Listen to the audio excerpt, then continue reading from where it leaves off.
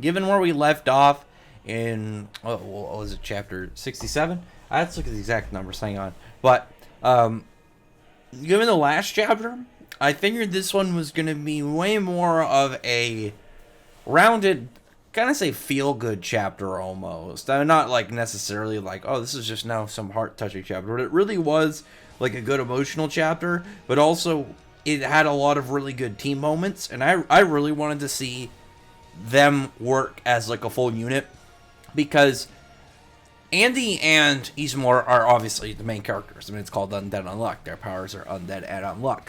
But they have like a really big cast of people within the main organization. And unfortunately lost Billy. Billy, well, not lost him, but he's not going to be in the same position where he would be as like a main character, kind of like tag along for whatever the adventure at the time was. Whereas like we got that with Shen, we got that with Tatiana. I'm hoping we get that with like Phil. I think it's Phil. Phil, I think, is the really fast one, or that might be Top. I get those two confused still because I haven't gotten either of those kids really in the storyline. Just like the big dude in the samurai armor, like we haven't gotten like anything with that guy other than that he seems to protect the one little kid. But that's relatively all we've got for like those guys, and again, primarily because we haven't gotten to their time yet. That's one of the weird things about this series. I've mentioned as it constantly feels like it's maybe near endgame, but I think that's what the author is going for. But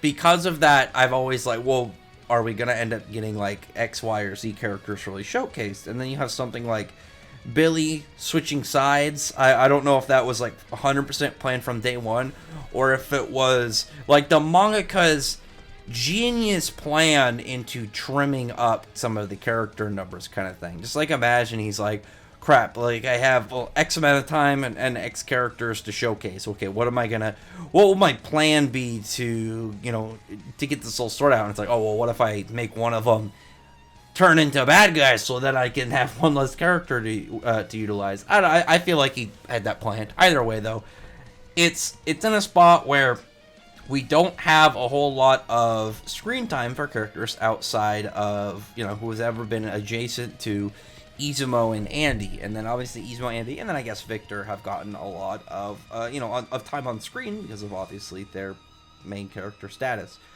But because of that, I mean, we're only like 60-something chapters in, so it's not that big of a deal. I think it really just depends on, like, if we had an idea of how long the series is going to go, I think that would be the bigger kind of drive towards that. Like if say like the manga wants to go to 200 plus chapters, I think it'd be fine, because like we've already gotten some good stuff with characters like Tatiana and Shen and stuff.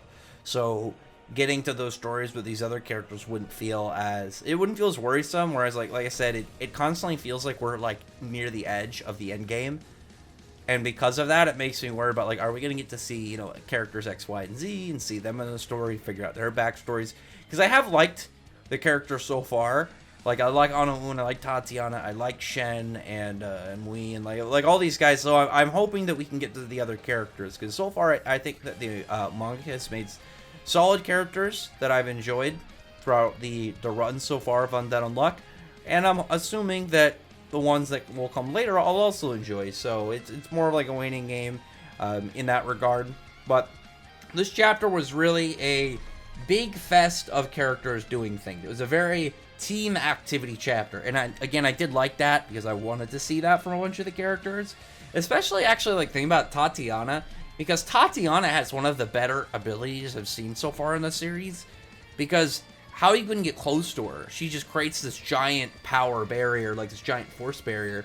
I would assume unless you had some form of power that would just make it so that doesn't even hit you, you can't do anything to her. Like, you can't shoot her, you can't stab her. I guess like the only other way would be if you tried to outlast her, like how much stamina she has, because she's still got to eat and stuff.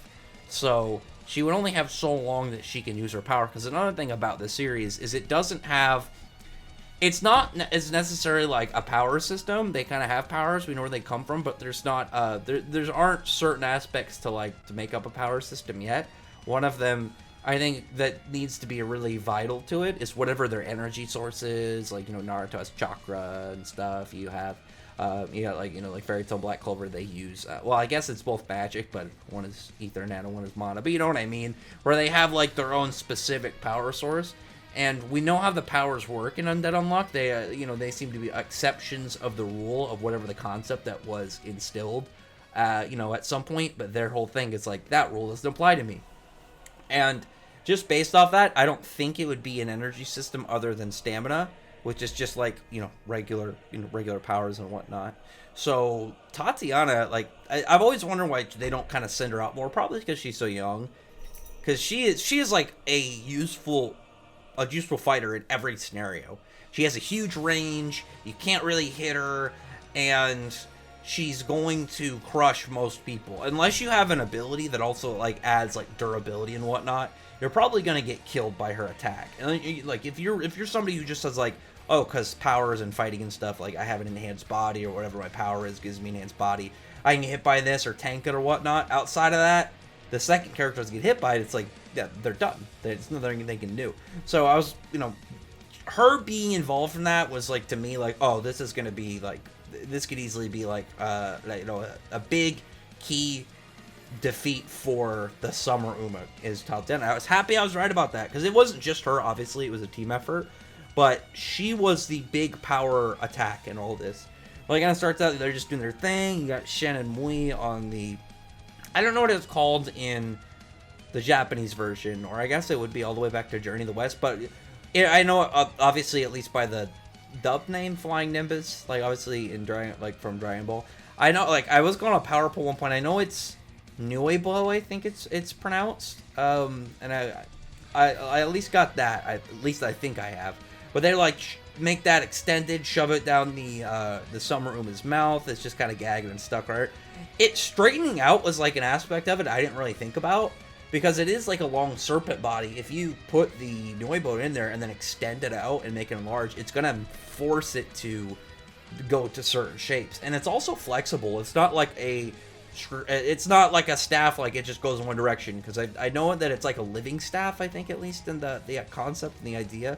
And then it can also move around almost snake-like, kind of like just like essentially like become flexible and bending.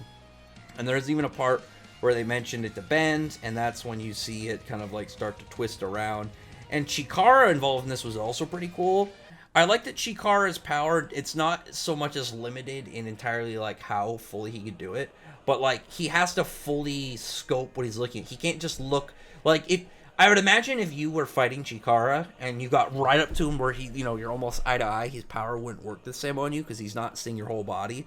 Because otherwise, why would he have to get out a distance of range to affect the entirety of the Summer Uma? I would assume that he can't just do it from seeing part of it. Like if he only saw your arm, I would assume he can only stop your arm versus your whole body kind of thing.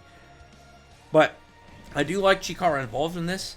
He was an addition to the main cast I didn't expect at all. Like, maybe not the main cast, but like the organization they're in.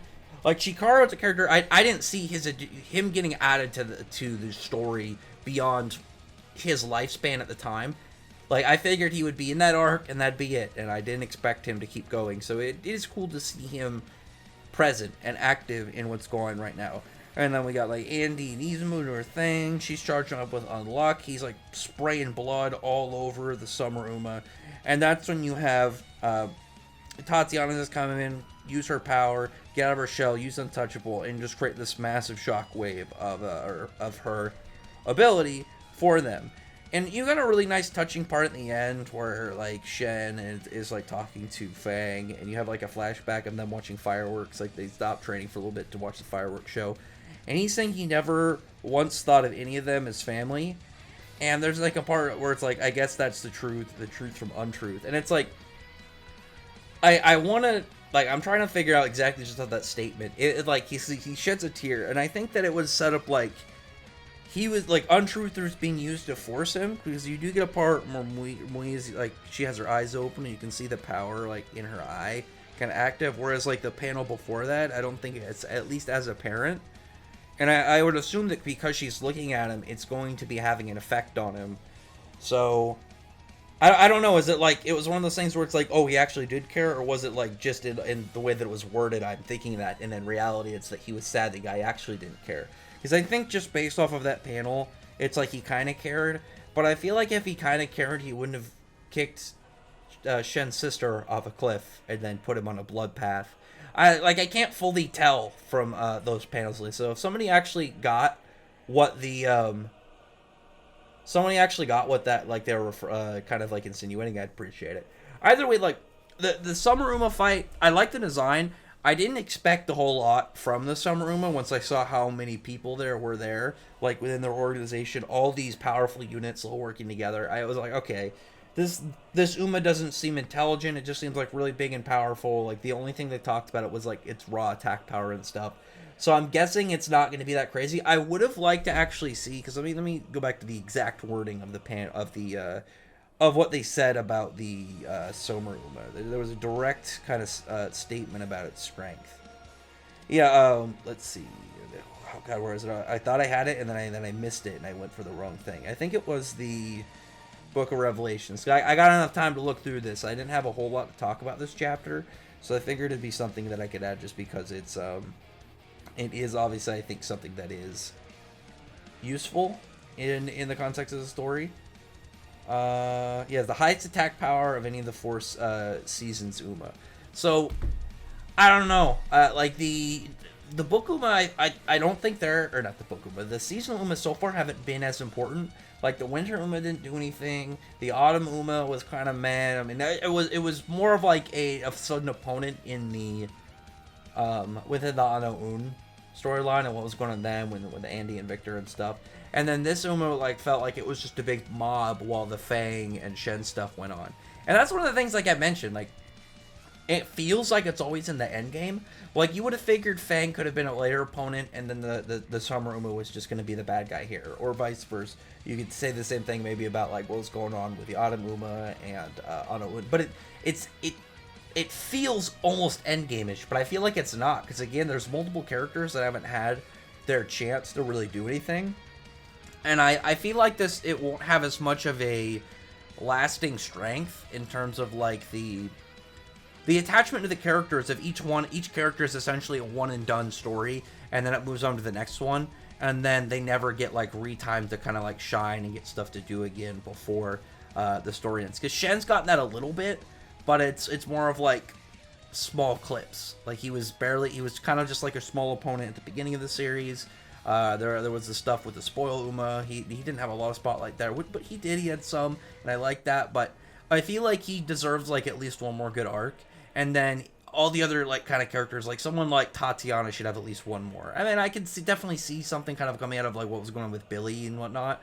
But you know what I mean? Like I want each of the characters to have their own time, and then to have more time to kind of get invested in them, because based off of the structure of the series, I don't think it's a series where like every character has not every character has a outlook looking good. Like, you know, outlook looks good at the end of it. Like Shen got lucky in the way that he got killed and then, you know, was made into one of the kind of like the zombie familiars of whoever's got that who's ever got that artifact.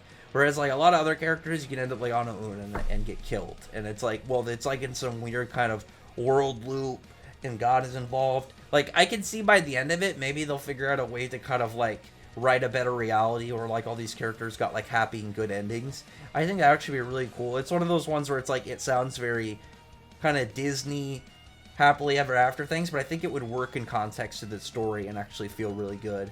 As long as I think the author should really build upon these characters and then start killing a bunch of them off, and then figure out a way to kind of like have the characters write them into like kind of like their own dream come true stories. And again, I think this is a story where that can actually really work and not feel again very kind of like Disney, everything kind of worked out in the end.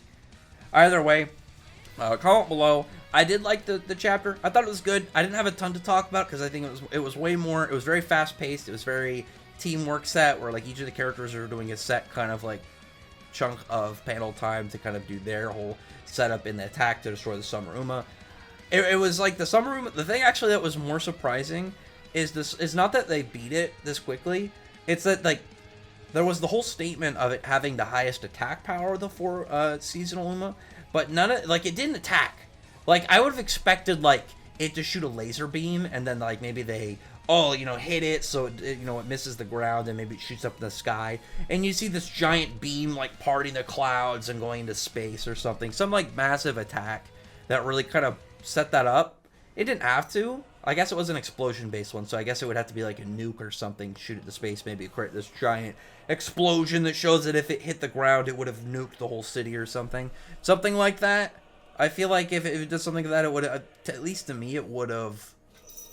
It would have been in a zone where it's like, oh, cool, like that at least shows its power. But at the same time, it's like, it wasn't even the focus of this arc, so I don't really care if it was defeated quickly. Obviously, this more focused stuff was Fang and Shen, so fine with me. I'm hoping that the last one, because the last one was the outright coolest looking out of the Uma, like the cool Sakura spring cherry blossom shogun kind of like design. He had the like the whole ogre kind of shogun like setup. I thought he looked badass.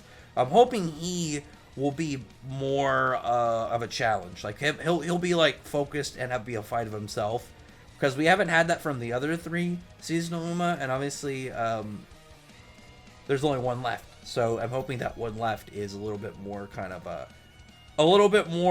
of highly treated, because then we could get like the other ones by comparison. But this is the one that wouldn't get interrupted by an outside force entirely. So that would be nice. Either way, it's not a big deal. Anyway, other than that, comment below, thumbs up the video, from the like button, subscribe button, check out my other videos. We're in that. Appreciate everybody's already subscribed. Thank you all for listening. Bye.